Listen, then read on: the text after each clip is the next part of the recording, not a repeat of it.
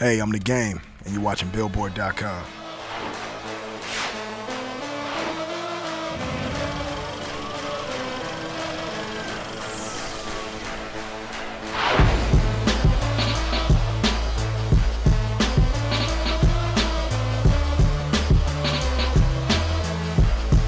Throw your motherfucking Cincinnati hats in the sky.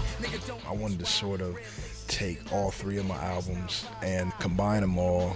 With that, doubled by me really going back to the beginning of my life and kind of telling the story, like where I was born and where I'm from, revisiting, you know, that aspect of my life, and then bringing it all the way up into, you know, the person who I am today. Of course, the color red is, you know, has followed me throughout my life in the early stages of my career, but it doesn't really have anything to do with the album title. The album title was given to me by my fans, and with me, everything has to have has to be conceptual, have a meaning. What I did was I started thinking about what red really meant, you know, or what it could mean to me without having to render me helpless, and you know, in a sense. So I came up with rededication of myself to my family, my friends, my fans, and then, you know, my craft, which is you know, hip-hop music.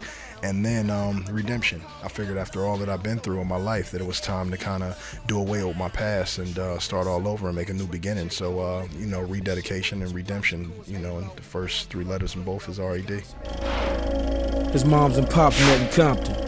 Pops was from Nutty Block, Compton. The whole album is narrated by Dre. So in the beginning of the album, he tells a story about the hospital I was born in, and then my mom, you know, my dad were both gang members, and then towards the end of the album, it's, you know, the birth of my daughter and, you know, a new beginning.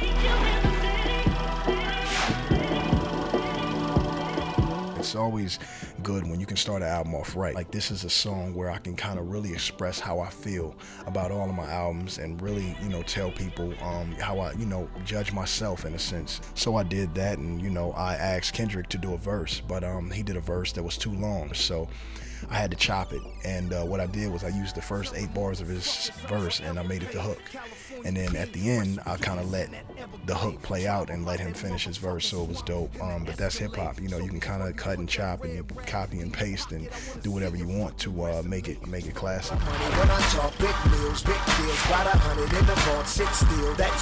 Drug Test is great Western smash. Anytime you can get Dr. Dre and Snoop on a record with yourself, if you are indeed you know, legendary or almost legendary West Coast hip hop figure, is big to me. So getting it in with them was just nothing but a dream.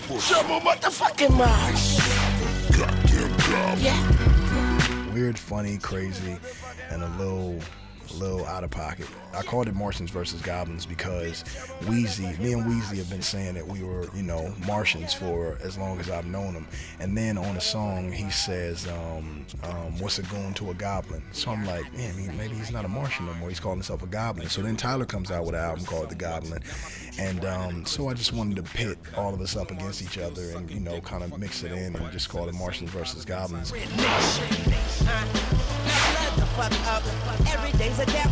Red Nation, the biggest banned song since, I don't know, maybe Fuck the Police or something. When I did Red Nation, I thought it was pretty safe, and then Lil Wayne turned the hook in, and I was like, oh, damn it, now we really ain't getting on the radio with this. It was blood this and blood that, and I understand what he was trying to do.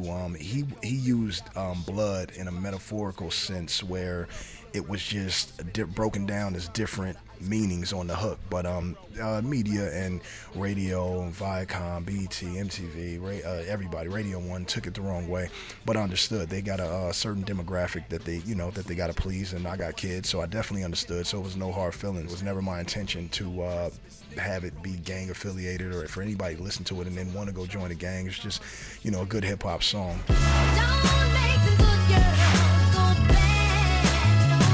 The story of the black woman starts off very wholesome and sweet, and then, like the men that we are, we come in and we cheat and we lie, and then they turn into the monsters. And the song Good Girls Gone Bad was a tribute, #1, to a story of my mom and my dad. My dad, he just beat my mom this way and that way my entire childhood, and then one day my mom ran him over with a car and almost paralyzed him. So that song is realer than life.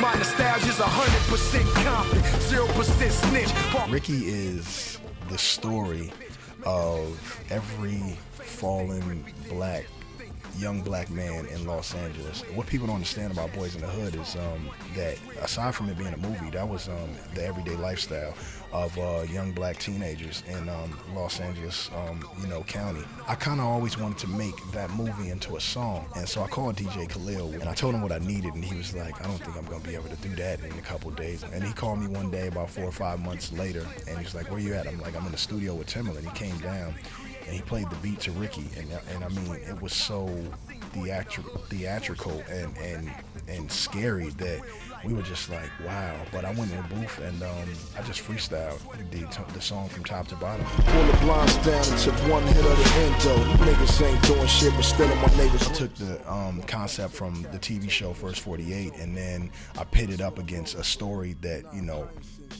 that I went through myself in Compton, selling drugs in a dope spot when I was 17 years old. And, in no way, shape, or form telling my story, do I ever want anybody to reenact it or try to be tough. When anybody listening to me tell my story or listening to my music, it's just music. It's my own, reenactments vocally of situations that almost killed me. We got him. 45. Street Runner produced that, and I don't know where he found a sample from the 60s where somebody was saying they got guns, 45s, machine guns, and heavy artillery. And listening to the sample, the song must have been talking about maybe the army or something like that. Back in the day, I know they wasn't just talking about busting no guns like that. So kudos to Street Runner.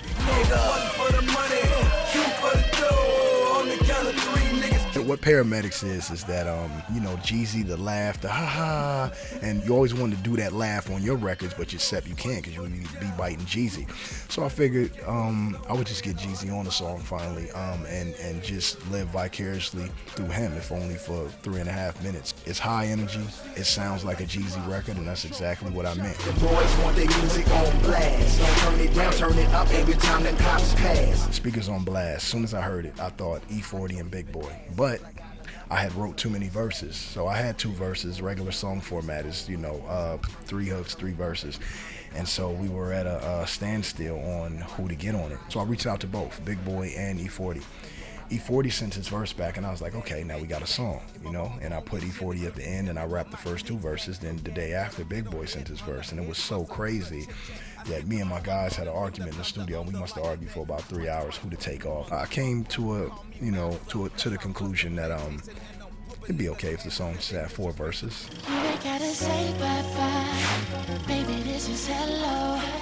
We were going through the album, sequencing and sort of taking songs off that wasn't going to make it, and we realized something, that there weren't any songs for girls on the album. So we were like, we need at least 2 songs for women. I called Mars to the studio, and he came down and he produced the beat so fast. I called Lloyd, he came down and he jumped on the hook, and then it was just left to me. And I'm a ladies man, so I know what to say to the women.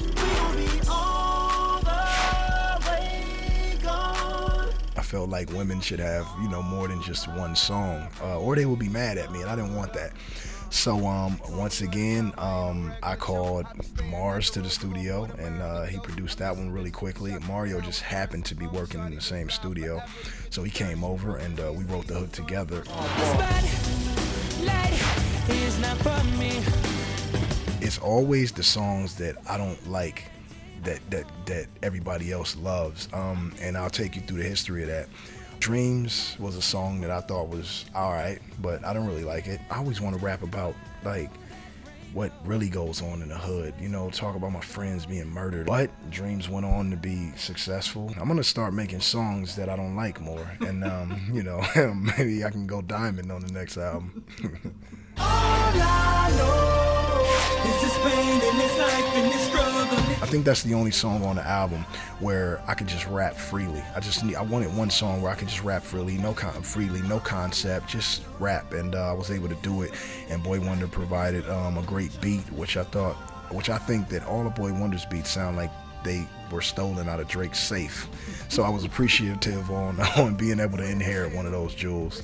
And every little fuck up, they blame it on Barack, cause he just like T.I., born in the trap. I've always wanted a chance to just be Nas on the Illmatic album, just if only for 4.5 minutes. So I really wanted a DJ Premier to be on the track. I knew that after, you know, he mixed it and scratched on it, that everybody else would appreciate it. Luckily, I was able to hold my own on it, channeling Nas's rhyme pattern, and it turned out to be a great song. I know I must go. That probably every child in the world with a good parent has heard was that, you think I was born yesterday? I did everything that you ever did, you know, and you don't believe that. You're like, you don't know nothing, you're a mom. I paid homage to my mom on Hate It or Love It through countless DVDs and interviews, but I never gave her a song. So I wanted to do a song, and Pharrell makes beautiful music. So he did the beat. I wrote the verses and kind of just went through them, kind of telling the listener just different things that my mom told me that I didn't listen to.